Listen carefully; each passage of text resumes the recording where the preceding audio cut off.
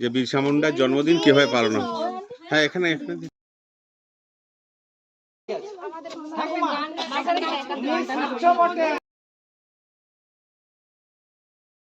রাজনৈতিক আন্দোলন করতে না, তেনার মধ্যে একটা আধ্যাত্মিক চেতনা ছিল, ওই জন্য বিরসা ভগবানও বলা হয়।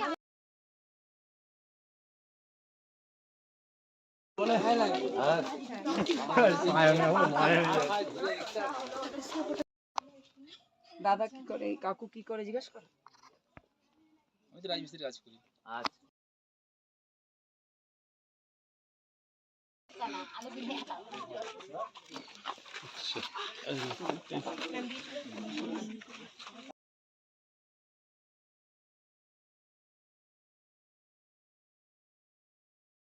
হয় না নিজেরা নিজেদের ব্যক্তিগত প্রয়াসে?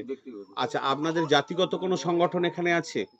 মানে ধরুন ওই যে আদিবাসী একটা কি সংগঠন আছে না, যারা রাতুলিয়ার যে ভদ্রলোক আছেন, মাঝি পরগনা। আপনার কি মাঝি পরগনার মাধ্যমে মুন্ডার এটা করেন?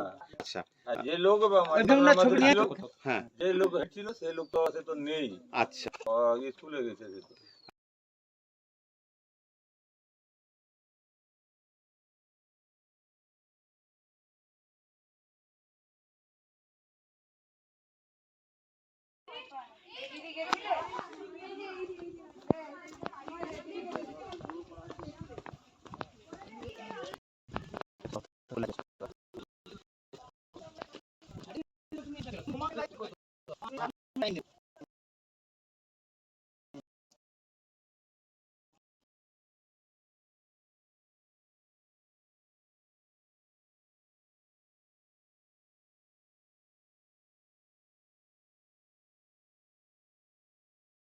বাচ্চাদের আগে বিরসা মুন্ডার নাম শুনেছেন তো? ভারতের স্বাধীনতা সংগ্রামে আদিবাসীদের অধিকার অর্জনের জন্য যার লড়াই